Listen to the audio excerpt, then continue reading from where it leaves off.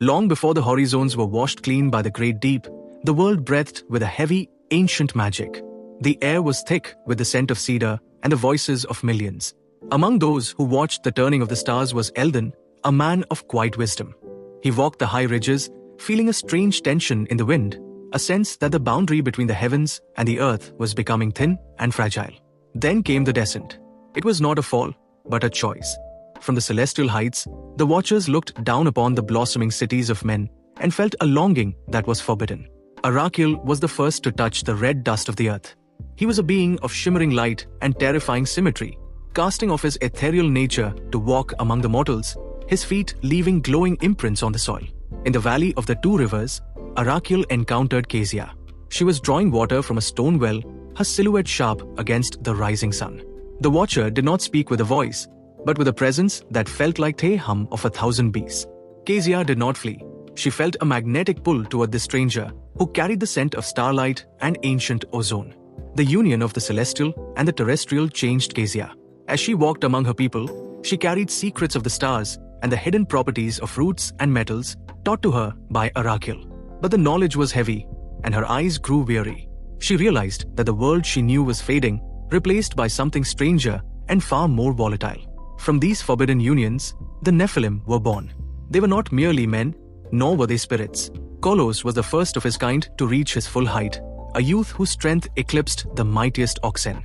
He did not play like the other children. He moved with a grace that was unsettling, his every footstep a drumbeat that echoed the growing imbalance of the world. As the years bled into decades, Kolos grew into a mountain of a man, a warrior king whose shadow fell long over the cities. He and his kin, the Nephilim, became the men of renown, but their fame was built on a foundation of iron and blood. They built monuments that reached for the clouds, demanding worship from those who lived in their towering presence. The earth began to groan under the weight of the Nephilim's ambition. Violence became the common tongue, and fear was the only law. Eldon found Kolos in the ruins of a sacred grove where the giant had come to claim the land. Eldon stood small and frail before the Titan, warning him that the balance had been shattered and that the heavens would not remain silent forever. Eldon retreated to the high places once more, his heart heavy with the sorrow of a world losing its soul. He knelt upon the cold stone and felt the first change in the air, a moisture that hadn't been felt in generations. The silence of the heavens had ended, replaced by a low, rhythmic thrumming that vibrated in the very marrow of his bones. Arakiel stood on a crumbling watchtower, looking back at the world he had helped transform. He saw the magnificent cities and the terrible cruelty, the beauty he had loved and the corruption he had sown. He felt the shift in the celestial spheres and knew that his time on the red dust was ending. The light that once radiated from him was now a flickering ember. Below the tower, Kezia stood in the center of a silent marketplace. The people around her were looking up in confusion as the first cold drop hit her forehead. It was followed by another, and then a torrent that threatened to drown out the screams of the giants.